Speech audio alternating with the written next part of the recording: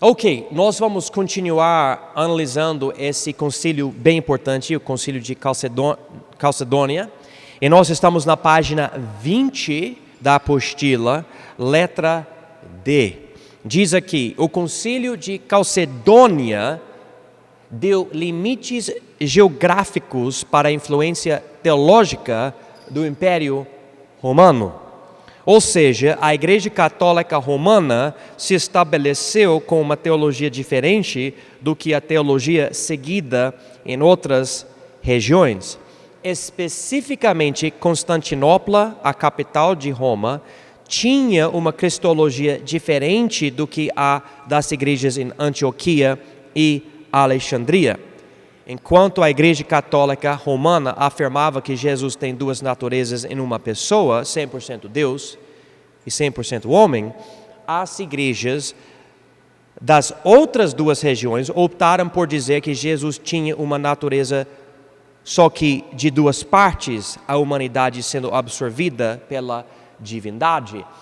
Então, nós estamos vendo aqui que a Igreja Católica Romana cresceu em poder e influência sobre todas as igrejas daquela região grandona, mas ao mesmo tempo, em certos lugares mais distantes, as igrejas dessas outras regiões falavam, não, a gente não vê a Cristo desse jeito, nós temos uma interpretação diferente, você não pode mandar aqui. Então o concílio de Calcedônia acabou criando esses limites, mostrando a distância do alcance da igreja romana naquela época.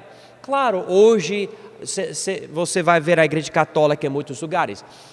A interpretação teológica sobre Cristo nesse concílio de Calcedônia acabou não indo para o leste, foi para o oeste.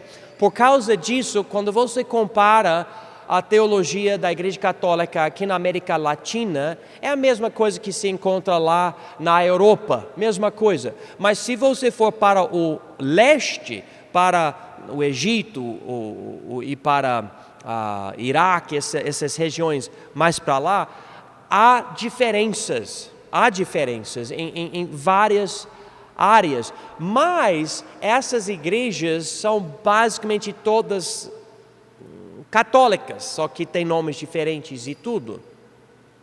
Mas estamos vendo que ainda que a Igreja Católica ficasse enorme, consumindo uma boa parte do planeta na época, não conseguiu controlar tudo. Tinham outros grupos, até grandes, dizendo, não, nós não aceitamos. Nós temos o nosso jeito de crer, etc. E enquanto eu enfatizo isso para vocês, eu quero voltar agora na história para enfatizar alguns outros grupos que até esse momento eu não enfatizei nessa história que estou contando para vocês da igreja. E isso volta para o que eu falei no início da aula anterior, sobre a narrativa. Então, vamos para a letra E aqui na página 20. É importante notar que enquanto essas divisões enormes estavam acontecendo no Império, já havia outros grupos menores que não aceitaram fazer parte da Igreja Imperial, ou seja, a Igreja Católica Romana. E agora nós vamos ver alguns exemplos desses grupos menores que estavam na Europa, mas não faziam parte da Igreja Católica. E você vai achar pouca literatura que lida com esses grupos. E eu vou tentar explicar o porquê. Mas o primeiro grupo, os montanistas. Os montanistas, eles eram seguidores de Montano. Nós não sabemos quando exatamente eles começaram. Eu vi as datas 135 até a data 177, que era a data do começo desse movimento.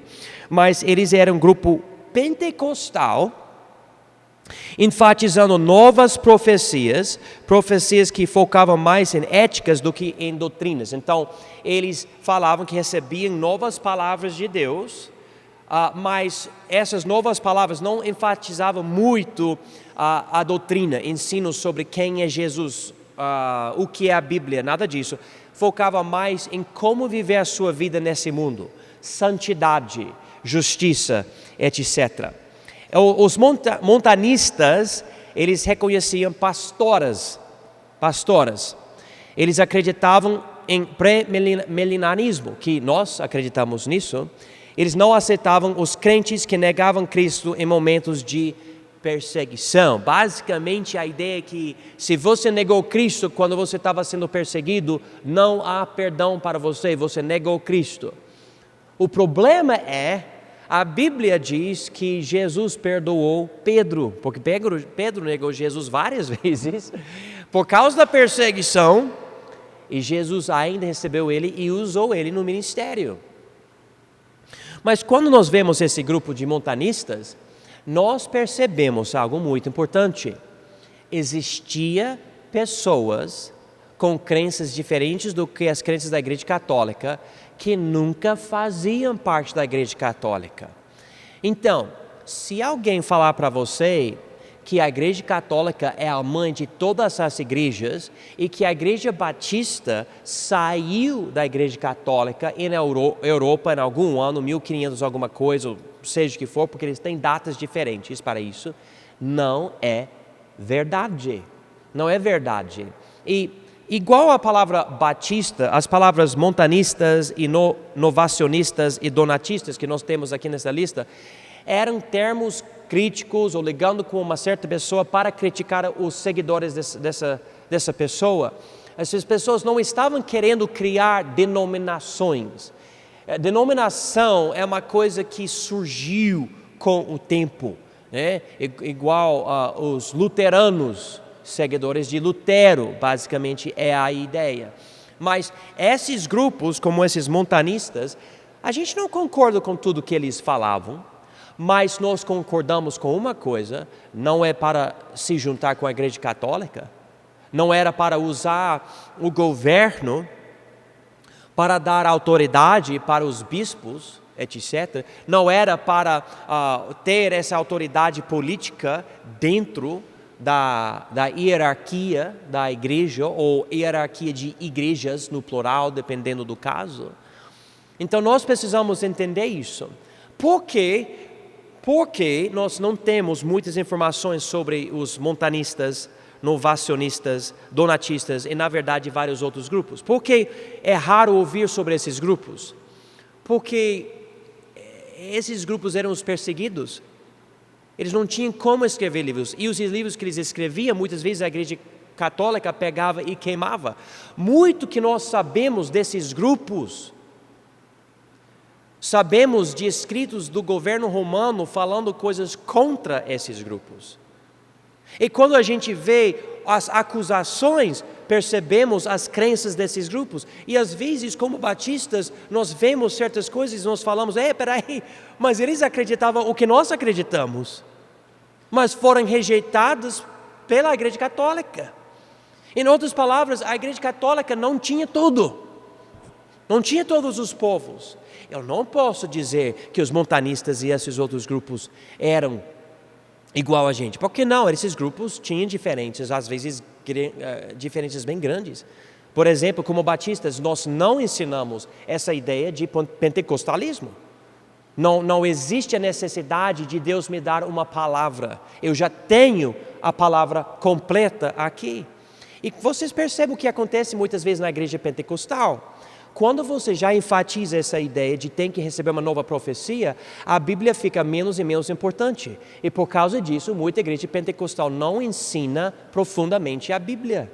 Por causa disso, muita igreja pentecostal, infelizmente, eu converso com muitos pentecostais e falo: pastor, ninguém ensina a Bíblia na nossa igreja. Às vezes, eu já ouvi pessoas falam: meu pastor nem permite isso. Ninguém pode ensinar a Bíblia, tipo, como estudo na nossa igreja. O pastor não quer, não gosta. E eu fico louco. Mas quando o alvo da igreja é uma nova revelação, esse é um bom culto, daí o povo procura uma experiência. Tem que ter algo que acontece aqui hoje à noite. E daí a música tem que acompanhar isso. E o jeito do povo, e o jeito de falar, e tudo tem que ser impactante. Isso é pentecostalismo. E é isso que estava acontecendo com os montanistas. E eles não concordavam com a igreja católica.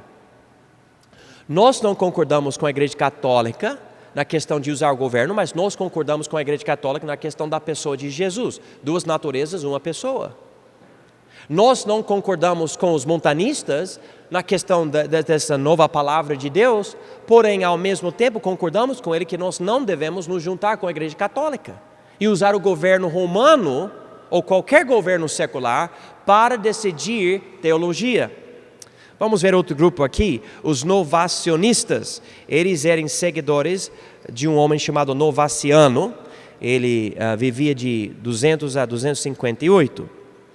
Eles não aceitavam os crentes que negavam Cristo em momentos de perseguição, igual os montanistas, pessoas mais rígidas. Mas eles acreditavam na Trindade, nós acreditamos na Trindade, e a Igreja Católica acredita na Trindade. Eles diziam que a igreja não salva, que, irmãos, isso é algo que surgiu na Igreja Católica, dando a ideia, se você não faz parte da Igreja Católica, então você não é salvo. Você é salvo através da igreja.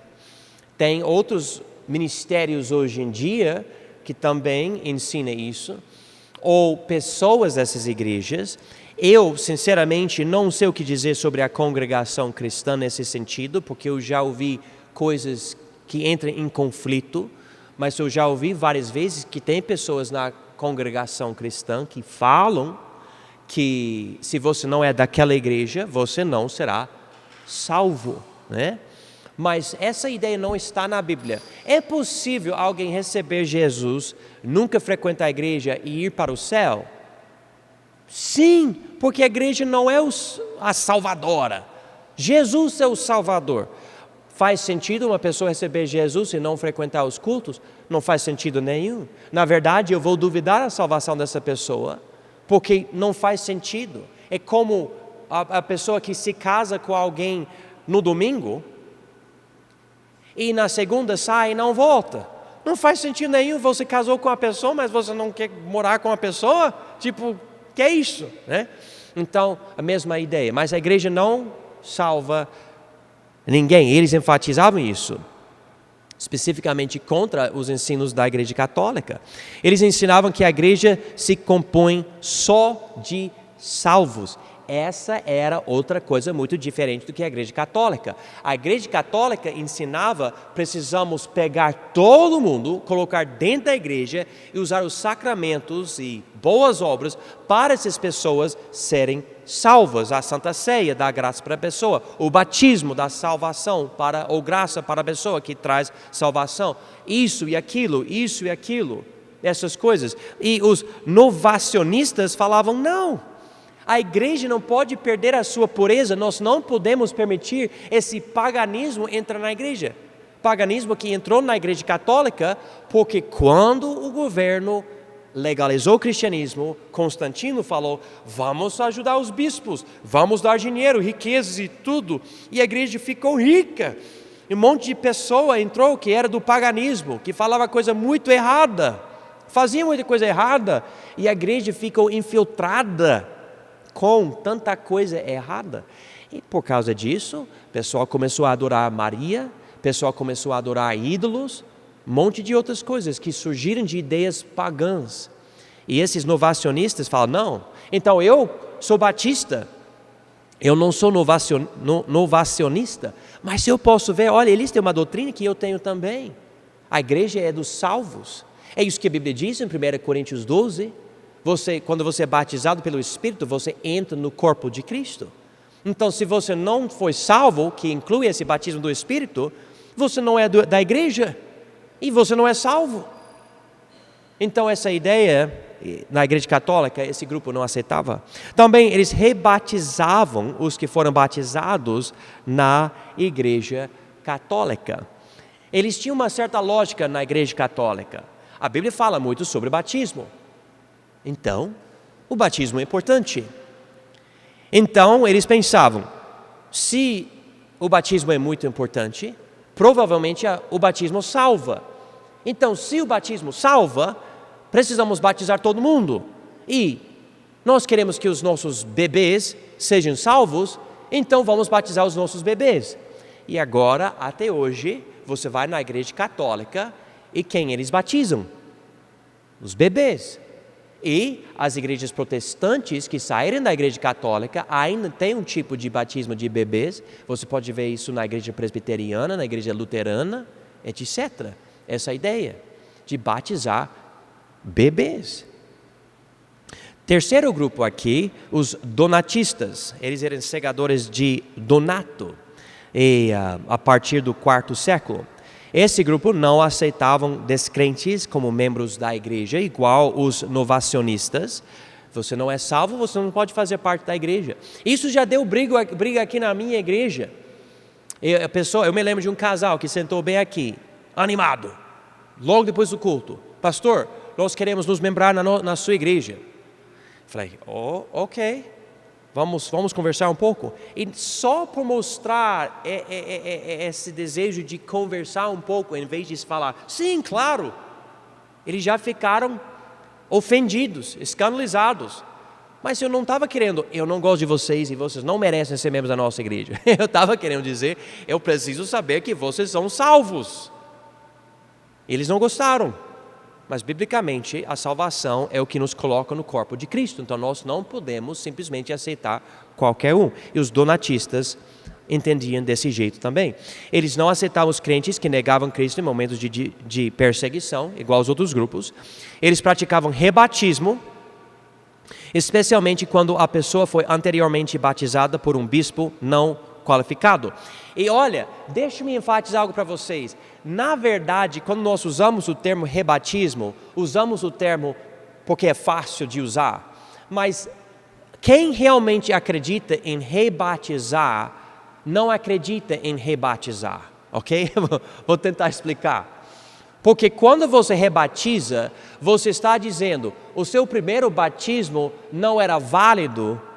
Em outras palavras, não era um verdadeiro batismo. Então eu não estou rebatizando você, eu estou batizando você pela primeira vez. A primeira vez não foi nada. Então rebatismo é reconhecer que o primeiro não foi nada.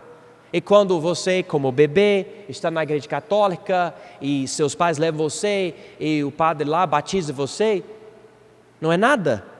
A Bíblia diz em Atos 8 que você tem que crer. Como é que um bebê vai crer que Jesus é o Salvador? Como? Alguém explica isso para mim? Ninguém consegue explicar porque não é uma realidade. Você tem que aprender. E daí você aprende e você tem uma decisão. Você vai ou não vai receber Jesus. Se você receber Jesus, daí você deve se batizar. O batismo bíblico é do crente, não é do descrente. Membros na igreja não é do descrente, é do crente. Outra coisa aqui.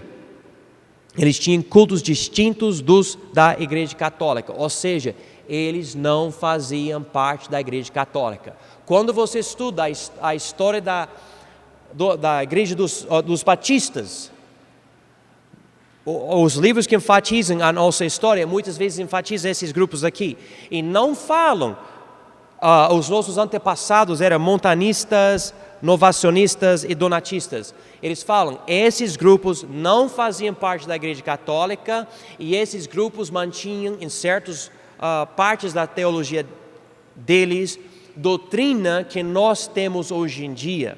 Então eu nunca vou poder falar para vocês que o primeiro batista era João Batista, e ele batizou Jesus, isso foi passado para os apóstolos, depois tal pessoa, Policarpo, vamos dizer, de João, ele batizou e depois...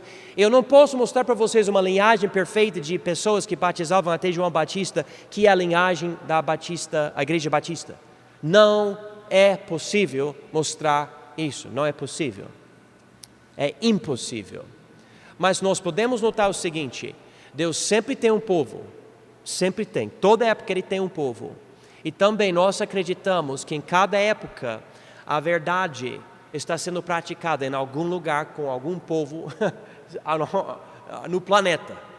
Alguém está com a verdade. Deus nunca deixou o planeta ficar sem um crente de verdade, uma pessoa salva. Nunca aconteceu. Às vezes você pode analisar a história da igreja, especialmente quando a igreja católica dominava, e você pode pensar, mas cadê o crente de verdade que crê que a salvação é pela graça, por meio da fé e tudo? Existia, só que é muito difícil achar. Note que a última coisa, a história desses grupos é muito difícil achar, porque esses grupos não representavam o Império Romano. Muito que se sabe deles vem dos escritos dos seus inimigos em Roma. O pastor J.M.